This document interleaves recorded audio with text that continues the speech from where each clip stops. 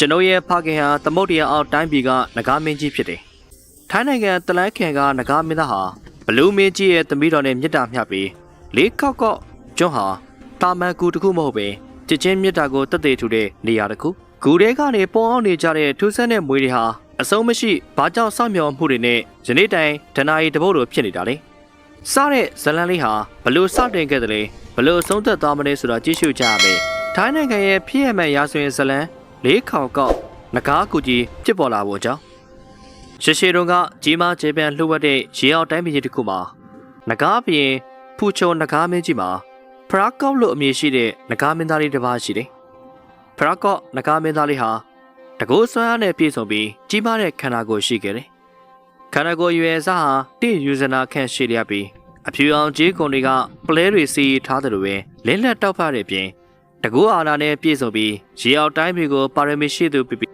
းတရားသဖြင့်အုပ်ချုပ်တဲ့သူလည်းဖြစ်တယ်။ဒီလိုတရားသောနည်းနဲ့အုပ်ချုပ်ပြီးတကူဆွမ်းနဲ့ပြည့်စုံနေတာကြောင့်ပဲလူသားနဲ့နဂါတို့ရဲ့လေးစားချစ်ခင်ခြင်းကိုလည်းရရှိသူဖြစ်တယ်။ဒီလိုနဲ့နဂါမင်းသားလေးဟာအရွယ်ရောက်လာပြီးအပြင်လောကကိုစူးစမ်းလေ့လာဖို့အတွက်စိတ်အားထက်သန်နေခဲ့ပါတယ်။နဂါမင်းသားလေးဟာရေရောက်ကသာမကကုန်းပေါ်အထိပါသွားခဲ့ပြီးအသင်အဆန်းတွေကိုစူးစမ်းရှာဖွေခဲ့တယ်။ဒီနေ့မှာတော့နဂါမင်းသားလေးဟာကုန်းမြေပြင်မှာစူးစမ်းလေ့လာဖို့အတွက်ခရီးသွားနေရင်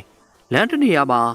နန်းသီရီစီခန်နဲ့တွေ့ဆုံခဲ့တယ်။နန်းသီရီစီခန်ဟာရုပ်စင်းချုံမောလှပသူဖြစ်ပြီးဘလူးကြီးဟွန်ကန်ရဲ့သမီးတော်လည်းဖြစ်တယ်။ဒီတော့နဂါမင်းသားလေးနဲ့ဘလူးမင်းသမီးဟာမြင်မြင်ချင်းပါပဲချွတ်ချွန်းဝင်ခဲ့ကြပြီးဒိုးဘော်တူအချိန်တိုတွင်းပါပဲမြစ်တာမျှခဲ့ကြတယ်။နဂါမင်းသားနဲ့ဘလူးမင်းသမီးတို့နှစ်ဦးဟာတိတ်တဆိတ်နဲ့တွဲခဲ့ကြပြီးဘဒူးမှမသိအောင်လှုပ်ဝက်စွာနဲ့နေခဲ့ကြတယ်။ဒီနေ့ဘလူးမင်းသမီးလေးနန်းသီရီစီခန်ဟာကိုဝင်ရသွားခဲ့ပြီးတဲ့နောက်မှာတော့နဂါမင်းသားလေးဟာဇနီးတဲ့ကိုအလွန်ချစ်မြတ်နိုးတာကြောင့်ဇနီးတဲ့မိဖွားဖို့ရန်အတွက်တင့်တော်တဲ့နေရာတစ်ခုကိုရှာဖွေခဲ့တယ်။နဂါမင်းသားလေးဟာဇနီးတဲ့နဲ့မွေးဖွားလာမဲ့ကလေးတွေပတ်ဝန်းကျင်လုံခြုံပြီးသားစားတာဖြစ်တဲ့အပြင်လှပတဲ့နေရာတွေကိုရှာဖွေခဲ့ပြီးနောက်ဆုံးမှာတော့ဂူတစ်ခုကိုရှာဖွေတွေ့ရှိခဲ့တယ်။ဒီဂူဟာနောက်ပိုင်းမှာတော့ထိုင်းနိုင်ငံတလန်းခရိုင်ဟွေရော့မြို့နယ်ခေါင်ကော့အုပ်စုမှာတည်ရှိတဲ့လေးကောင်ကော့ဂူလို့အမည်တွင်မဲ့နေရာပဲဖြစ်ပါတယ်။ဒီဂူကြီးထဲမှာနဂါမင်းသားလေးကသူ့ရဲ့တကူအစွမ်းတွေကိုအသုံးပြုပြီးဂူထဲကကြောက်ဆောင်ကြောက်တုံးကြီးတွေကိုမိနစ်ဖောက်ထွင်းစီပြီးအပြင်ကိုထွက်နိုင်မဲ့လှိုင်ကောင်းဖြစ်အောင်ဖန်တီးခဲ့တယ်။ဦးမင်းလှိုင်ကောင်းဝတခြားမှာတော့အပြင်ကစမ်းကြောင်းတစ်ခုဂူထဲကိုဆင်းဆင်းတဲ့ပုံစံလှုပ်ထားခဲ့ပြီးဂူအတွင်းမှာလည်းရောင်စုံကြောက်စစ်တွေလင်းလက်တောက်ပါနေတယ်။ထူးဆန်းတဲ့ကြောက်တံပရံများတွေကလည်းကြောက်ဆက်ပန်းဆွဲတွေပေါ်မှာရင်သက်ရှင်မွေးဖွယ်ရာလှပနေတဲ့ပြင်ကြောက်ဆောင်တွေကြားထဲမှာတက်ရှိလေးတွေနဲ့ပိုးကောင်လေးတွေကနေထိုင်ချက်စားစရာလည်းဖြစ်နေကြတယ်။ဒီလိုနဂါမင်းသားလေးကဂီယူဒီဇိုင်းနဲ့ကိုယ်တိုင်စီမံပေးရတဲ့အကြောင်းကတော့ဇနီးတဲ့နဲ့မွေးဖွားလာတဲ့ကလေးတွေမိသားစုတွေအတူရှင်တွဲနေထိုင်ကြကြတာကြောင့်ပဲဖြစ်ပါတယ်။ဒါပေမဲ့ဒီလိုအခြေအနေမှာတော့ဘဒူးမနဂါမင်းသားလေးနဲ့ဘလူးမင်းသမီးတို့ရဲ့အကြောင်းကိုတူတယောက်မျှရိပ်မိခဲ့ခြင်းမရှိခဲ့ပါဘူး။မကြခင်အချိန်မှာတော့မင်းသမီးရဲ့ခမဲတော်ဘလူးကြီးဟာသမီးဖြစ်သူအချင်းကြာမြင့်စွာနဲ့ပြတ်ဆုံးနေခဲ့တဲ့ကြောင်းစိတ်ပူပြီးတော့မှနေရာဆောင်အောင်လိုက်လံရှာဖွေနေကြတယ်။ရှာဖွေနေရင်ကနေဂူတစ်ခုကိုရောက်ရှိသွားတဲ့အခါမှာတော့မျက်နှာစိမ်းယောက်ျားသားနဲ့အတူနေကြတာကိုတွေ့သွားပြီးနောက်ဘလူးကြီးဟာအလွန်ဒေါသထွက်ပြီးသမီးတို့ဟာမိမိမသိပဲသစိမ်းယောက်ျားနဲ့အတူနေထိုင်ပြီးကိုရင်မာရာသွားတဲ့ဖြစ်ကိုလက်မခံနိုင်ပဲဖြစ်ခဲ့တယ်။ဘလူးကြီးဟာမီးလုံးကြီးတွေကိုမှုတ်ထုတ်လိုက်ပြီးနဂါမင်းသားကိုတေအောင်တတ်ဖို့ကြိုးစားခဲ့ကမီးလုံးကြီးတွေကနဂါမင်းသားလေးကနေတီတီလေးလွတ်သွားခဲ့တယ်။ဘလူးကြီးရဲ့မီးလုံးကြီးတွေဟာကြောက်ဆောင်တွေကိုဝင်တိုင်းပြီးအတွင်းကနေအကွဲကြောင်များစွာဖြစ်ပေါ်ကယနေ့ကုနှစ်ချမ်းခွဲတနံပုံစံဖြစ်ပေါ်စီပြီးယနေ့ဒေသခံတွေကတော့ခေါင်ဝေဝါတက်လို့အမည်ပေးထားခဲ့ပါတယ်။ဖခင်ဖြစ်သူနဲ့နဂါမင်းသားတို့ရဲ့ပြင်းထန်တဲ့တိုက်ပွဲတွေကြောင့်ပဲမင်းသမီးလေးဟာအလွန်ထိတ်လန့်တုန်လှုပ်သွားခဲ့ပြီးမနေမွေးနာကကြောက်ကဘာစီကိုထွက်ပြေးသွားပြီးတော့မှတနေရာမှာပုံခုပြီးနဂါမင်းသားလေးကိုစောင့်မျှော်နေကြတယ်။အဲဒီချိန်ကနေစပြီးဘလူးမင်းသမီးပုံခုရာနေရာကိုနန်းခွဲကြောက်ကဘာလို့အမည်တင်ခဲ့ပါတယ်။မင်းသမီးလေးဟာနဂါမင်းသားကတိုက်ပွဲကိုအနိုင်ရလျင်တော်၎င်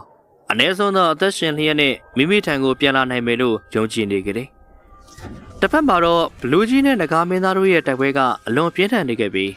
နဂါမင်းသားအနေနဲ့မိမိမှာရှိတဲ့စွမ်းအားတကူတွေဟာဘလူးကြီးကိုနိုင်အောင်တိုက်ခိုက်နိုင်နေဆိုပေမယ့်မင်းသမီးလေးရဲ့ဖခင်ဖြစ်နေရကြောင်းဒေါသဖြစ်နေပေမယ့်ဂါရဝတရားစိတ်သက်တွေဖြစ်နေကြတယ်။ ဒီလိုအခြေအနေမျိုးမှာနဂါမင်းသားလေးကတိုက်ပွဲကိုဆက်လက်မတိုက်တော့ပဲမိမိရဲ့တကူစွမ်းနေနဲ့မြေကြီးကိုအကွဲစေပြီးရှုပ်ထွေးလာတဲ့လမ်းကြောင်းတွေနဲ့မြေရှိုးကောင်ထွက်ပြေးသွားခဲ့တာကြောင့်ဘလူးကြီးဟာဆက်မလိုက်တိုင်တော့ပဲတိုက်ပွဲကိုရပ်တန့်ခဲ့ရတယ်။ဒီခါမှာဒေါသထွက်နေတဲ့ဘလူးကြီးကတဖြည်းဖြည်းနဲ့စစ်ပြေးသွားပြီးနဂါမင်းသားကိုတပ်ဖြတ်ဖို့မလုပ်တော့ပဲမိမိရဲ့ဌာနေကိုပြန်သွားခဲ့တယ်။ပြင်းထန်တဲ့တိုက်ပွဲတွေဖြစ်ပြီးသွားတဲ့နောက်မှာတော့ဂူအတွင်းကမင်းသမီးလေးအတွက်နဂါမင်းသားရဲ့လှပစွာဖန်တီးထားတဲ့အရာအလုံးဟာပျက်စီးယူရင်းသွားခဲ့တယ်။အချိန်တစ်ခုကြာသွားတဲ့အခါမှာတော့မင်းသမီးလေးဟာမွေအကောင်ပေါင်း8000တို့ကိုမွေးဖွားခဲ့ပြီးအရွယ်အစားပုံစံမျိုးမျိုးနဲ့ဂူရဲ့ကြောက်ဆောင်တွေကြားမှာနေထိုင်ခဲ့ကြတယ်။အဲဒီအချိန်ကနေစပြီးလူတွေဟာစူးစမ်းရှာဖွေရင်း၎င်းလေးခေါက်ကဂူအတွင်းကိုရောက်ရှိတဲ့အခါမှာထူးဆန်းတဲ့ပုံသဏ္ဍာန်တွေနဲ့မွေလေးတွေမြင်ကြရပြီးဒေသခံတွေကတော့နဂါမင်းသားနဲ့ဘလူးမင်းသမီးတို့ရဲ့ရင်သွေးလေးတွေကိုပြောစမှတ်ပြကြတယ်။ရာဇဝင်တွေရတော့ဘလူးမင်းသမီးဟာခင်မိုးဖြစ်သူနဂါမင်းသားလေးကိုထာဝရစောင့်မျှော်နေပြီးမိသားစုတွေအတူဆုံစည်းကြပြီးဆိုရင်တော့ဒီကူအတွင်းတွေကကြောက်ဆောင်တွေဟာလင်းလက်တောက်ပနေပြီးယနေ့တိုင်အောင်၎င်းဒေသခံယုံကြည်ချက်တွေရာနဂါတွေရဲ့ဘုံဌာနဖြစ်ပြီး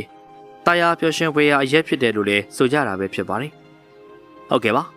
ဒီနေ့တင်ဆက်ပေးသွားခဲ့တဲ့အကြောင်းအလေးကတော့ထိုင်းနိုင်ငံရဲ့ဖြစ်ရမှန်ရာဇဝင်ဇလံ